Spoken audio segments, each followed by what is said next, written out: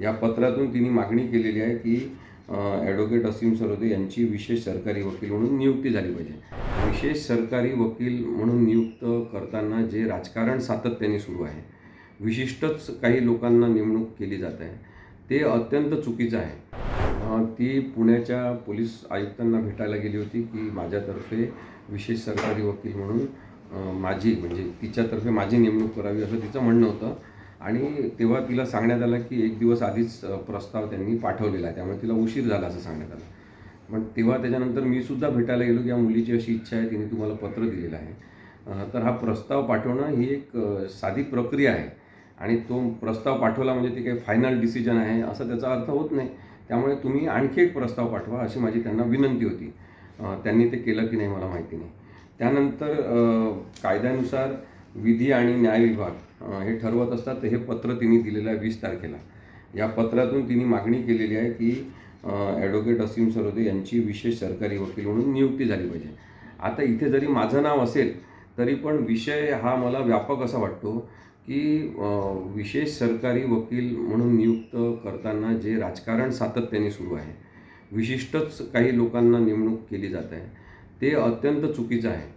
त्या विषयातले तज्ज्ञ असलेले लोक त्यांना त्या विषयाच्या संदर्भात नेमलं पाहिजे, असं खरं तर व्हायला पाहिजे।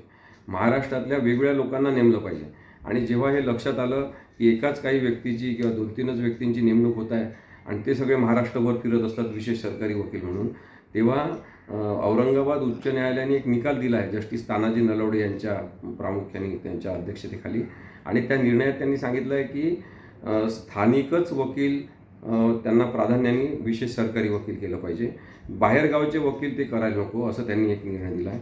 दुसरं जगजित सिंगचं जजमेंट आहे सुप्रीम कोर्टचं, हे त्याच्यामध्ये जगजित सिंगच्या जजमेंटमध्ये सांगितलं आहे की विक्टीमला मूलभूत हक्क आहे स्वतःच्या पसंतीचे वकील नेमण्याचा, आणि त्यामुळे या मुलींनी प्रश्न जो विचारलेला इथे हा अत्यंत संवेदनशील प्रश्न आहे। आपण सगळ्यांनी समाज म्हणून याचं उत्तर दिलं पाहिजे की बलात्कार तिच्यावर झाला, बलात्काराचे सगळे व्रण आणि जखमा तिने सहन केल्या, मानसिक दबाव तिने सहन केला, अनेक पोलिसांना तिला सांगावं लागलं की बलात्कार झाला आणि ती घटना कशी घडली, वैद्यकीय अधिकारी जे आहेत त्यांनीसुद्धा तिची कन्सेंट घेताना तिला सांगितलं की तुला जास्त दिवस नाही तर राहावं लागेल, आत्ता सध्या लेडी कोणी डॉक्टर उपलब्ध नाही तर पुरुष डॉक्टरातर्फेच तिला वैद्यकीय चाचणी करून घ्यावी लागली। मग ती म्हणते की या सगळ्या प्रकरणामध्ये मी कोणीच नाही का, माझं काहीच महत्त्व नाही का, मी बलात्कार झाला असतानाही उभी राहिलेली आहे न्याय मागण्यासाठी, तर माझ्या पसंतीचे वकीलसुद्धा नेमण्याचा जणू काही मला हक्क नाही। हा तिचा जो प्रश्न आहे याचं उत्तर आपल्या सगळ्यांना द्यावं लागेल असं मला वाटते, आणि तिने अनेक गोष्टी सांगितलेल्या आहे याच्यामध्ये, त्याचा विचार आपण सगळ्यांनीच समाज म्हणून करण्याची गरज आहे। या केससाठी नाही, एकूणच बलात्काराच्या प्रकरणांसंदर्भात एखादी चांगली पारदर्शक आणि सर्वसमावेशक पॉलिसी झाली पाहिजे।